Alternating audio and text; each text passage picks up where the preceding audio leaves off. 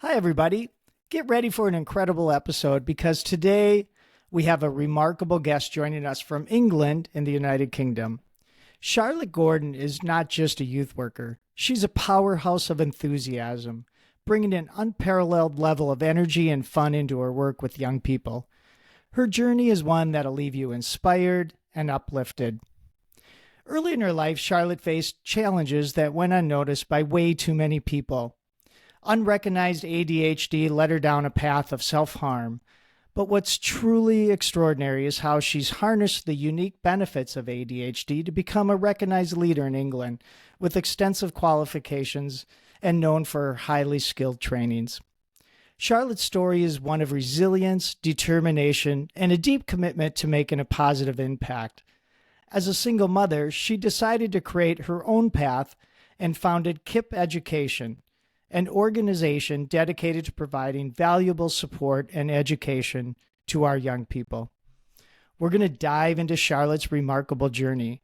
From her personal struggles to her triumphs in youth work, we'll discover how her incredible energy and gift for bringing fun into her work have made her a beacon of inspiration, not only for the youth she serves, but for the field of youth work as a whole.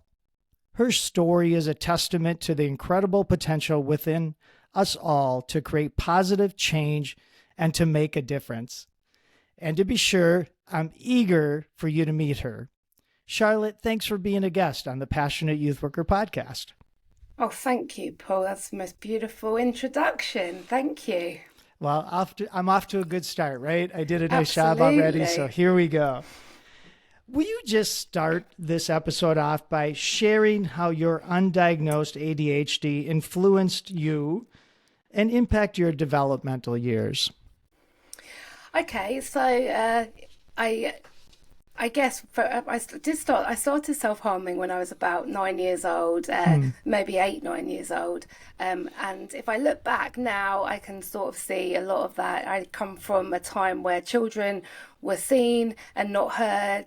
And I was heard a lot and I made a lot of noise. And I think a lot of my excitement was taken as annoyance by teachers and family. And it wasn't picked up in the same way. And instead it was just picked up as like really bad behavior, really difficult, maybe even purposeful, difficult behavior.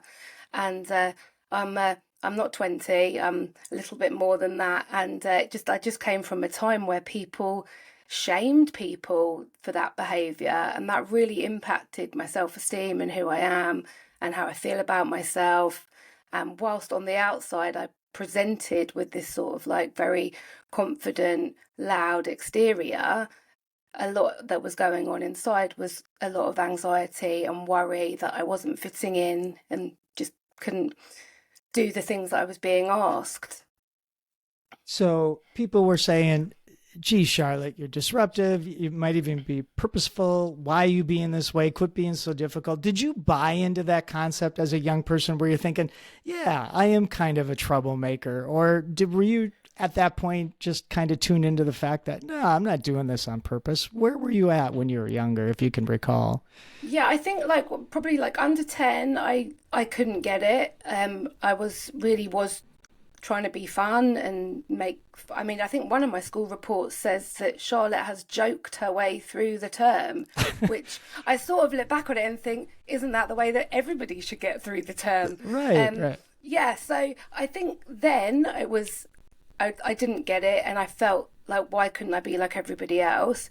And then when I hit sort of like secondary school, what you call high school, then I started to just go for it and be that really difficult. I don't think I would have even accepted help had it even been offered or noticed. I was very, very difficult, very irritable. I was self-harming. I picked up a lot of other harming behaviours. My eating wasn't good. I picked terrible friends. And then obviously when I got older, my romantic relationships I picked terribly there. So it's so cliche and it's so obvious now, but then it just wasn't noticed at all. It was just seen as a very rebellious, difficult child. Yeah, it's very hard. So there were systems in place, didn't recognize what your needs were. Clearly now you can see you're full of energy, full of life, full of intelligence, and but everybody was missing it. And so you got to secondary school and you just said, well, forget them then, right? I'm just going to be who they think they are and just make the world difficult. Were I'm those going to be pretty tough worse than that, years? Paul. They Okay. were awful. It was absolutely awful, truly. And I wouldn't repeat my teens for anything. I think that's how I ended up doing youth work. I really understood the inside job that is going on in young people because it was going on for me, and my anxiety and how I felt about myself was ruling everything around me. But yeah, you in those days, boys had ADHD because they sort of ran around, and whereas with girls, it's very, very, internal. It's not such a physical thing, which how it was for me. So yeah, it was not good in the slightest. Yeah. Yeah. And then this kind of awful developmental years that you had were really problematic, and you did some self harm behavior. You hinted a little bit at it, but can you talk a little bit more about why you think you were engaged in self harm behavior, and then what kind of things were you doing? I know exactly why I was engaged in Okay. self-harming behavior. I was trying to switch off my brain. And when you do something else, you think about the thing that you're doing, you focus on the thing that you're doing. So cutting, picking, interfering with cuts, things like that, which is, yeah, that's how it started. And I just Hmm. sort of continued that on and off. Yeah, quite a lot of my teens. It was just and yeah, it just meant that when I go into school the next day, I was in pain from the day before, and so I'd be even more prickly and even more difficult and even less focused. And I don't know about the American school system, but in England, you sit a certain way, you hold your pen a certain way, you don't look out the window. It's like robots, and I was just not a robot, and I didn't want to be a robot, but I think I did a bit want to be a robot as well. That yeah, very, very difficult. I could only really sort of be a robot very briefly and momentarily, and Yeah. then the real me would be there, and yeah, and it wasn't good for school. Yeah, I can imagine. So these people were missing the talents that you have, quite honestly. And we're going to talk about those and the energy and the enthusiasm you bring to life and people around you is certainly a gift. But it was being missed. Were people recognizing the self-harm behavior at this point? Were people stepping in and saying, "Charlotte, come on, what's up?" Nope, no one noticed anything. No one noticed any of the cutting. And for some people, they don't know this about me at all. Um, the eating disorders and the unhealthy relationships and the drug taking, that all came in my teens. I hung around with people who I would have said were my best friends, and they were horrible to me. And I think that's quite common of young people to think that they've really like got a solid friendship with somebody, but they really haven't. Half the time these people they were so mean to me, or they were mean to someone else in the group, and I Hmm. would just you know I'd let them be horrible to the other people, just hoping it wouldn't be me that day. And I bullied myself. I was bullied and I bullied, and Huh. all of that is part of what made me feel terrible half the time, just messing around with drugs and my serotonin levels and not really understanding mental health at all. um and that, yeah, it has a big impact on a person for sure. I got to believe it has. It sounds like those were tough years. What about your immediate caregivers, your family?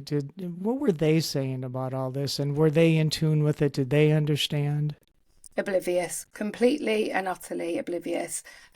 They were there was definitely they were aware of like food stealing and from the binge eating, and I'd get told off for that, or just generally being what what my mum called slovenly, like messy and Hmm. dirty. And that's ADHD, is like you don't clear up because it looks like a really big job. So you don't want to do it, but no one gives you the skills and just says, right, this is how you need to do it.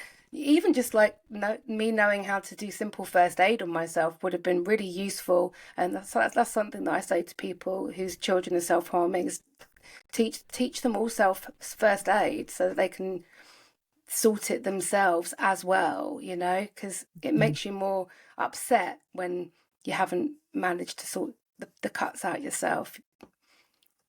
Well, at what point in your life did somebody recognize that this ADHD might be having an impact on who you are and your ability to navigate into what the system's expected of you? When did this become clear that you could do something about this and find your way in the world a little bit more successfully? Well, I think as soon as I left school and went to college, I became a real avid learner and I was learning something that I wanted to learn. I was learning Yeah. childcare and it was on my terms. There's play involved. It was really enjoyable.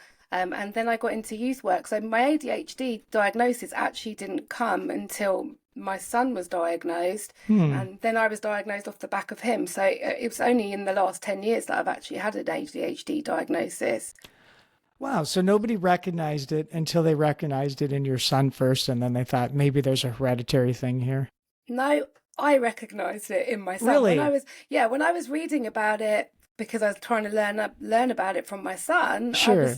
I was like, oh my goodness, this is me, big time. And apparently that's really common that for every child, the adult gets diagnosed as well. It is genetic, and yeah, I always say, I've given my kids ADHD, eczema, all the fun stuff.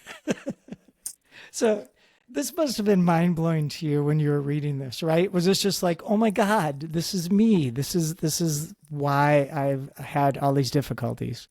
Yeah, I wish I'd known earlier because the things that I put in place once I left school, once I started to organise myself and prepare myself, like at university, I knew that I needed to get all of my essays in as soon as I'd been given them. That sometimes that was 5 months before, but I know me. If I don't do Yeah. it then, I'm not doing it ever. And that's really ADHD. You need timers, you need to remember things, and I've had to learn along the way how to do those things, and even just learn how to learn, which is like something that lots of young people do learn in school, but a lot of ADHD people, we just don't have the skills. We don't know how to learn. It's fascinating, really. Yeah. So you were just never taught to how to learn how to learn. And then you figured that on your own. This must have just been a remarkable time for you in college. Is this when you feel like you really started to blossom and really started to feel like you understood yourself and maybe some of that pain and some of those other things you're feeling were lifted? Yeah, 100%. And all of a sudden, this enthusiasm that I have was really sort of, I recognized what a gift it was and just how much other people enjoyed being around that sort of space, which I hadn't noticed in school at all. Yeah. I felt very much alone. But once I sort of worked that out and I started doing youth work and working with young people properly, and yeah, it was all about energy. It was all about like being really vibrant and bright and making like the most miserable young people lift up to that energy. Like I wouldn't match their energy, they have to come and match mine, which if any of you know me, it's a fun place to be up here with the ADHD people for sure. Yeah. And now this energy and this enthusiasm and the fun you bring to work is just so contagious and it's so wonderful. And that's what I want to get into when we return from the break. So we'll be right back after this short message.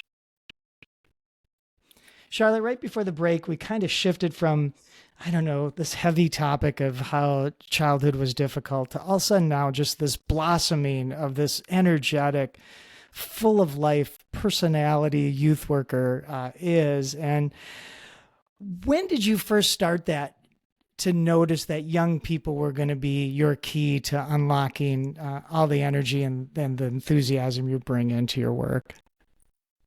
I think I knew that I got on with young people. I'd been working at a nursery when previous to that, and once I started doing youth work, it was my vibe totally. I suddenly I was actually quite shocked because I'd done it voluntary for my youth service, and when I realised you could actually get paid and it was like a job, I just couldn't believe it. This is like so fun. This is exactly what I want to be doing. It's so creative. Everyone bounces off everybody. Lots of people are high energy in youth work as well. So you have that nice relationships with other people who are like you. And yeah, it's a really non-judgmental space, which was the opposite of how I'd been brought up, really. No shame, no judgment, just embracing everybody for who they are. What a beautiful place for you to be in, right? Where young people are not going to judge you for who you are. Matter of fact, I got to believe they got to love you for who you are because you make it so much fun. And young people, maybe more than anything, just want to kind of enjoy life and have fun and not be so serious and stuck in all the global kind of stress everybody's feeling. And you bring so much of that to you. Matter of fact, when we were getting to know each other, you talked about you bring color to youth work. Can you talk about what that means? I think I kind of get it, but describe it in your own words. Well, a lot of my youth work happens in schools, so I really believe that teachers should do a youth work course. I should have a youth work module because the way that you communicate with young people on that really high level of excitement and enthusiasm is, yeah, I think you get a lot more attention from young people. You build a much bigger rapport with them. They appreciate your authenticity. They show their authenticity, and it's so reciprocated that, yeah, I've just always enjoyed that connection with young people and the connection that you would get back, that feeling of connection. And the energy you bring. And I know we're, on the other sides of the pond. But you know what? I could feel your energy coming through on, this virtual platform. And I got to believe the energy, the vibes that you bring, it's just got to be electrifying for everybody around you. And so this ADHD was once a liability. Now you've turned it into a positive attribute that just helps so many people.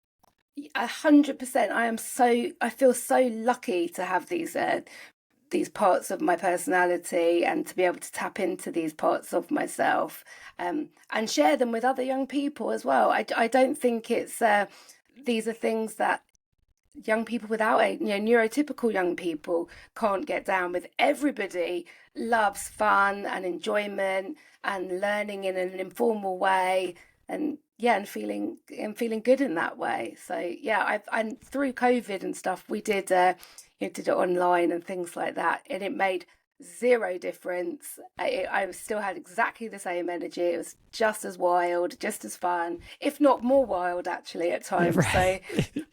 So the moment's called for you to just kind of cut loose a little bit, right? And bring some levity to the work and to the life people bring. And your story, what is so fascinating to me about it is what was once seemed like a problem has turned into such an asset for you. And you think about all the young people who are displaying behaviors like you displayed, right? We know them, we see them. There's sadly quite a few of them these days. And they're all just looking for a way to turn who they are into some sort of skill set that they can bring, right? And I mean, is that like kind of how you view your work with young people? Totally. These skills is actually in the UK, they reckon that 80% of young men in prisons have a diagnosis of ADHD. Wow. And that's actually diagnosed. So that's quite a high. I just don't think that's a coincidence that people are seeing as difficult. I really believe that the skills that you have as a good youth worker are skills for business. They're skills for sell and sales and all these other, that's so transferable in so many ways. I don't think we focus on them enough with young people, which is a lot of the work that I'm doing with Kip, is trying to lift the lid on that, really. Yeah. When we first got to know each other and we had a pre-interview before we did our recording, I was just loving my time with you. It was just so much fun. And we've done like, I don't know, 80 or 90 or something like that of these episodes. But you are the very first one that this morning when we went first logged in and we could see each other, you just looked in the microphone and went, it was the most shocking thing I've ever seen. And it was also the most welcome thing I think I've ever seen for me to start my day with that kind of energy. Are you always like that? Are you just full of like humor and kind of wild antics and kind of a Yeah, show? 100%. Yeah, 100% is performance. I mean, yeah, for me, youth work is performance. When I'm training, when I'm teaching, it's definitely performance. And I would say I am like that the whole way through.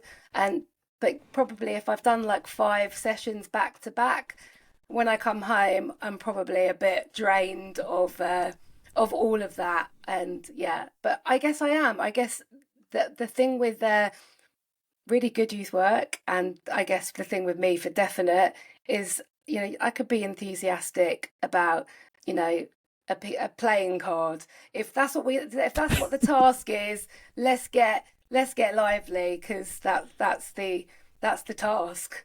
yeah. And that's the secret, excuse me, of youth work in general is that we need to bring our authentic selves. We need to bring who we are and just lay it all out on the table and let people see what we bring and so they understand us and can develop trust with us. You're so naturally good at that. It just comes out. And I don't know if you try to be that way or it's just who you are. It's 100% just who I am. And I guess if you live with it, which my family do, Hmm. they sometimes find it quite annoying. I've got to be honest. I was kind of They wondering, yeah, what mm, your immediate family said about that. Yeah. yeah, that would probably be true. Um, I think everybody needs that in their life. I know I do. I'm very focused on my mental health. I've had to be focused on my mental health. I Sure. take it very, very seriously. And I don't just preach mental health and preach self care. I mean it deep down in my soul how important it is that we should all have a good understanding of our mental health. And I just feel like that is a lesson that I didn't learn as a young person, that I really believe would actually change the face of the world if we had a bit more insight to our mental health and human values and all of that lovely stuff. Yeah, then I think things would be very, very different. Yeah. People come on this podcast, the Passionate Youth Worker podcast for different reasons. Why did you decide to come on and tell your story? Well, I'd heard a lot of other people's stories from listening to the podcast, and they were amazing. I actually didn't think that I would be able to tell my story because, comparatively, I mean, I listened to one a couple of weeks ago, a guy in Nigeria, and I was just like, oh, wow, this is, and I knew I was coming on then. And I just thought, oh, geez, this is amazing. This is, Yeah. this guy is doing the most incredible work. I'm in you know, a Western society where, whilst things are not perfect, it's not, the same situation that this guy is dealing with. Um, yeah, I thought it would be a fun. I actually thought it would just be a fun thing to do, to be honest. So yeah, I think that's it, really. Yeah. Well, I'm glad you did because your story is one of hope and inspiration and the epitome of what some of our young people are experiencing. You are the outcome of what youth workers can do to help people find their way in the world and to be able to give back and to share a little bit about what they've learned along the way. You're so good at this. So I'm really glad you did, and I'm really glad you came on. And it seems like you have so much enthusiasm, so much love for young people, so much energy to bring to this. But I have to ask you the opposite question, the other side of the coin. Do you have any regrets about doing this work at all? No, 100% not. I mean, I look at some people around me who, I've always had job satisfaction. And I think that job satisfaction overrules everything. You can work and work and work and save and have it all at the end. But I've had a really good time all the way through, and Yeah. I can plan to continue having a great time. And my facilitators who work for me, that is one of the things that I will say at the end of their interview. I really want you to have a good time. You need to call me afterwards and tell me what a good time you had. And they call me, they're buzzing. They're like, they're so excited, Yeah. and because I think that when you connect with young people in that environment, it is a buzz, it is a thrill, because the work that you're doing is good work. It's really good work. It feels good. No, I definitely don't have any regret about the work that I do. In this, not even, not, I don't even have to think about it actually. That's wonderful. You truly are the passionate youth worker. You dedicate all your energy into helping other people. And that is Thanks. so admirable. And I think about the guests that we've interviewed, and I think about you. And it is amazing to me how many people around the globe are pouring everything that they have into helping young people. There's something special about being able to do this work.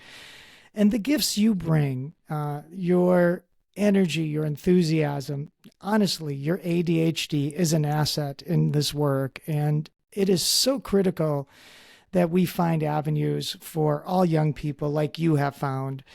And I, for one, am really grateful that you made it through those turbulent years and your self harm was never so bad that it restricted you from growing into the person that you are today, because you are a gift to this industry. You're a gift to people. And I just want to thank you for everything you've done. And thank you for being a guest on the Passionate Youth Worker podcast. Thank you for having me. I've loved sharing my story. Thank you. You know, Charlotte, before we go, because you've listened to the episodes, you know I always give the guest the last word. So before we go, what words of wisdom or inspiration would you like to leave with the listeners? Okay, so I would definitely say that wherever you are, if you feel lost and you're not sure what you're doing or where you're going, or you're worried about something and you're panicking and you're distressed, maybe your relationships aren't going well, or you don't like your job anymore, or you don't know what to study, or whatever it is, focus on your mental health, focus, and everything else will just slot into place.